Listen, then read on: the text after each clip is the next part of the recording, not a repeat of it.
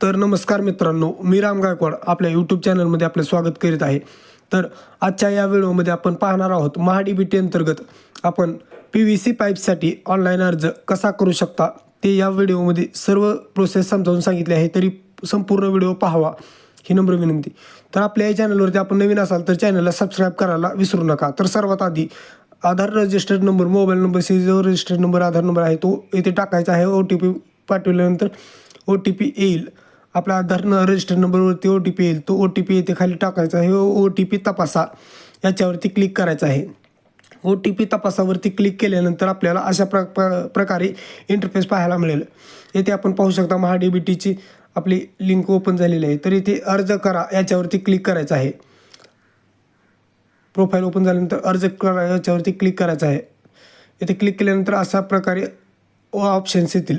तर इथे आपण पाहू शकता कृषी यांत्रिकीकरण, बाबी निवडा, सिंचन सुविधा का आपण कशासाठी येथून अर्ज ऑनलाईन करू शकता महाडीबीटी अंतर्गत असणार आहे. तर इथे आपल्याला आजच्या व्हिडिओमध्ये पाईपसाठी ऑनलाईन अर्ज करायचा आहे. तर इथे क्लिक केल्यानं 2 नंबरवरती क्लिक करायचं, ओके क्लिक करायचं आहे. अशा प्रकारे इंटरफेस पाहायला मिळेल.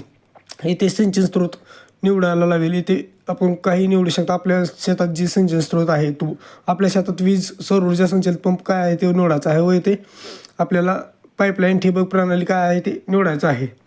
येथे निवडून झाल्यानंतर आपल्याला खाली जोडा याच्यावरती क्लिक करायचं आहे.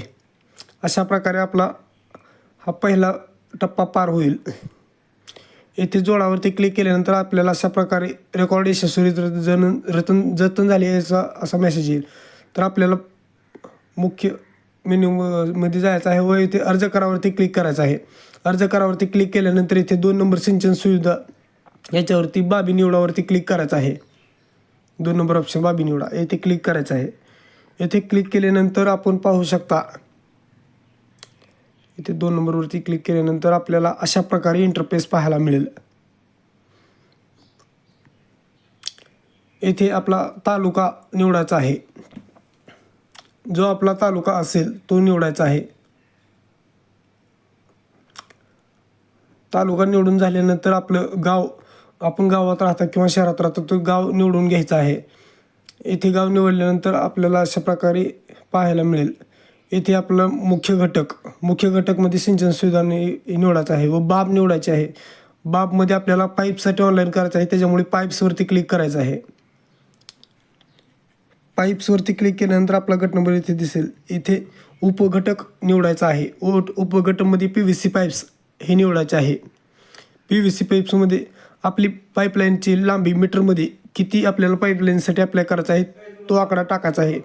तर सध्याला मी तुमच्यासाठी दाखवत आहे की येथे 450 मीटर टाकून दाखवतो सध्याला.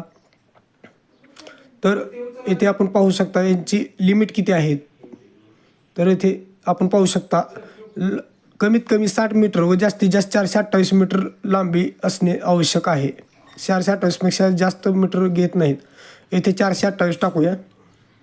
428 मीटर आपल्याला जो लागायचं आहे ते टाकल्यानंतर इथे मी पूर्वसंमतीशिवाय अर्ज आल्याशिवाय खरेदी करणार याच्यावरती क्लिक करून जतनवरती क्लिक करायचं आहे.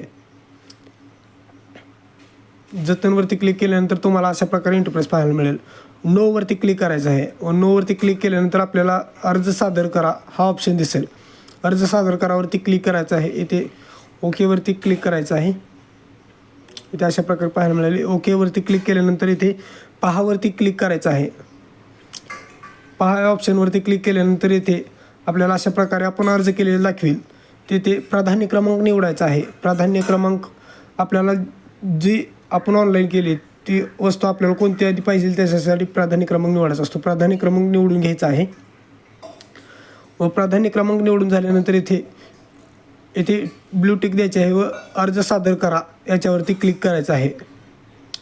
अर्ज सादर केल्यानंतर आपल्याला असा इन्फॉर्मेशन मेसेज येईल आपण घटकासाठी यशस्वी अर्ज केला आहे असे येईल. ओकेवरती क्लिक करायचं आहे.